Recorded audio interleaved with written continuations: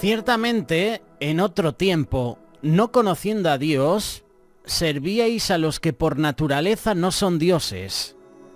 Mas ahora conociendo a Dios, o más bien siendo conocidos por Dios, ¿cómo es que os volvéis de nuevo a los débiles y a los pobres rudimentos a los cuales os queréis volver a esclavizar? Guardáis los días, los meses, los tiempos y los años. Me temo de vosotros que haya trabajado en vano con vosotros. Os ruego, hermanos, que os hagáis como yo, porque yo también me hice como vosotros.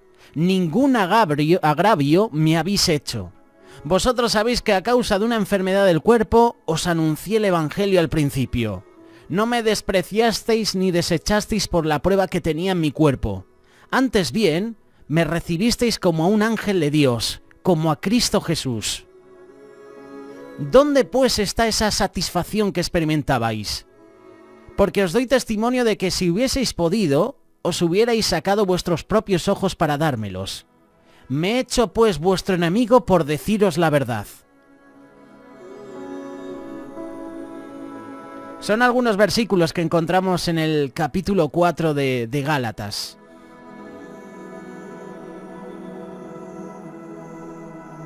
El título que recibe es Exhortación contra el volver a la esclavitud. ¿Cómo así que existe una esclavitud que liberta? Eso es lo que nos está transmitiendo Pablo en este día. Esto suena como una contradicción, ¿verdad? Esclavitud es el estado del esclavo. Esclavo es una persona que carece de libertad por estar bajo el dominio de otra. ¿Quién quiere ser un esclavo? A través de la historia de la humanidad podemos notar cómo millones y millones de personas han sufrido diversos tipos de esclavitud. Y siguen sufriendo, ¿eh? Siguen sufriendo, solo que no los vemos, o los medios no lo presentan, o no hay nadie que diga o investigue. La esclavitud jugó un papel muy importante durante la colonización del continente americano. No solamente los indígenas fueron esclavizados por los colonizadores, sino que luego más de 10 millones de africanos fueron traídos, fueron vendidos, fueron explotados como esclavos por mucho más de 300 años. Aquí en los Estados Unidos la esclavitud, allí en los Estados Unidos la esclavitud fue legal por casi 100 años, pero no solo se queda en los Estados Unidos. Si lees la Biblia, ya en el Éxodo había esclavitud, había un pueblo que estaba siendo esclavizado. Muchas veces leemos libros de historia, leemos los periódicos, leemos la prensa, lo vemos en los medios de comunicación, lo vemos en los noticieros, ¿no? Como dicen en América Latina, y podemos pensar que la esclavitud ya es cosa del pasado. Eso es falso. Cuando te digan que la esclavitud ya pasó, eso es falso, no los creas. Hay esclavitud hoy en día. Muchos quizás no se dan cuenta de que aunque la esclavitud es penalizada en casi todas las partes del mundo, hoy hay más esclavos que nunca en la historia de la humanidad. Según algunos estudios, existen hoy entre 21 a 36 millones de esclavos a nivel mundial. Y es que el tráfico de esclavos es una industria que genera sobre los 150 billones de dólares cada año. Calcúlalo en euros. Parecido.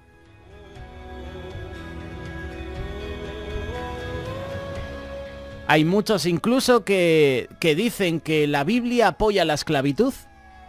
En la Biblia no vemos una condena directa a la esclavitud que existía en los tiempos bíblicos. ¿Pero quiere esto decir que la Biblia apoya toda clase de esclavitud? Esto es negativo totalmente. Absolutamente no.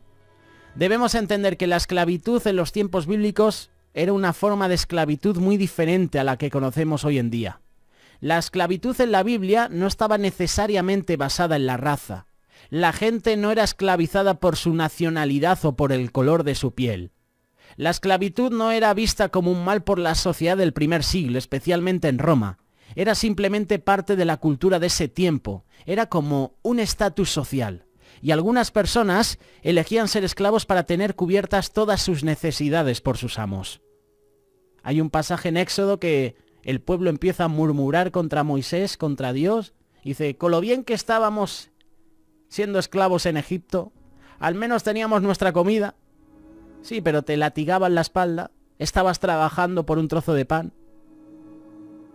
Y ahora que sois libres, ¿queréis volver de nuevo a Egipto? Hay una esclavitud que es la que más afecta al mundo. Existe una especie de esclavitud que es mucho peor que la esclavitud de que venimos hablando.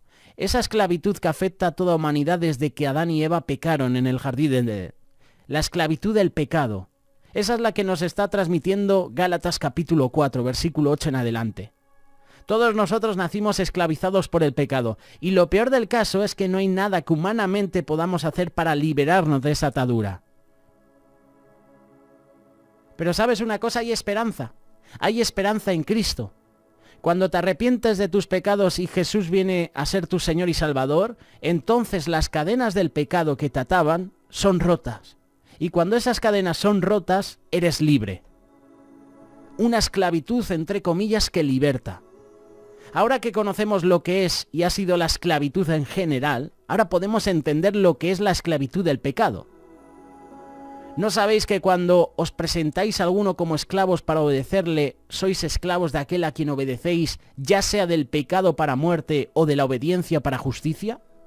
Pero gracias a Dios que aunque erais esclavos del pecado, os hicisteis obedientes de corazón a aquella forma de enseñanza a la que fuisteis entregados. Y habiendo sido libertados del pecado, os habéis hecho siervos. Hablo en términos humanos por causa de la debilidad de vuestra carne, porque de la manera que presentasteis vuestros miembros como esclavos a la impureza y a la iniquidad, para iniquidad, ahora sí presentad vuestros miembros como esclavos a la justicia, para satisfacción, porque cuando erais esclavos del pecado, erais libres en cuanto a la justicia. Romanos capítulo 6, versículos del 16 al 23. ¿Te das cuenta de que no hay una contradicción al decir que Cristo ofrece, entre comillas, una esclavitud que liberta? Hay un libro que tiene John MacArthur que se titula Esclavo. Y la Biblia utiliza una metáfora con más frecuencia que cualquiera de estas. Es una descripción verbal, vivida, que quizás usted no espera, pero es absolutamente crucial para entender lo que significa seguir a Jesús. Es la imagen de un esclavo. Una y otra vez a través de las páginas de la Biblia se hace referencia a los creyentes como esclavos de Dios y esclavos de Cristo.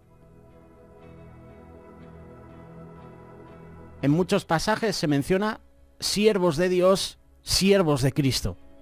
De hecho, considerando que el mundo exterior los llamó cristianos, los primeros creyentes reiteradamente se referían a sí mismos en el Nuevo Testamento como los esclavos del Señor. Y para ellos ambas ideas eran sinónimas. Ser cristiano era ser esclavo de Cristo.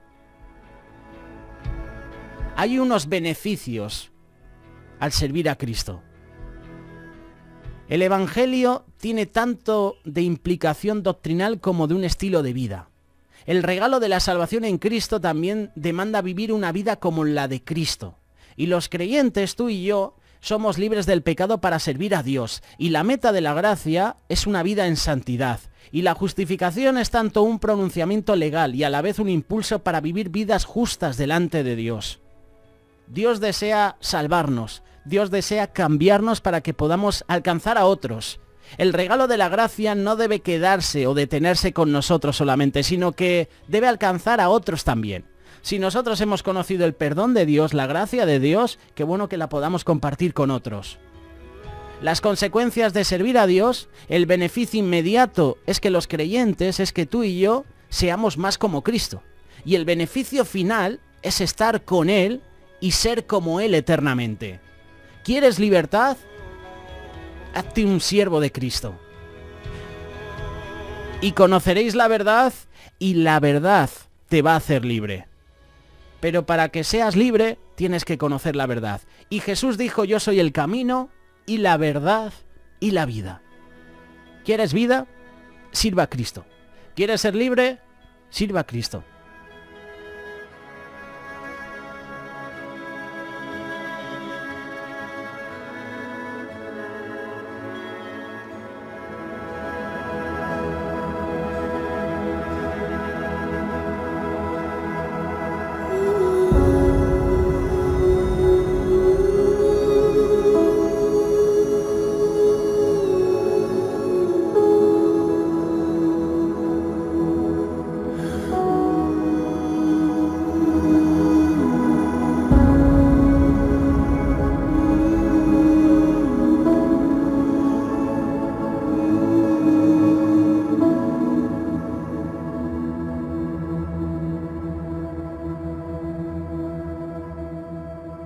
Radio Solidaria, una radio comprometida.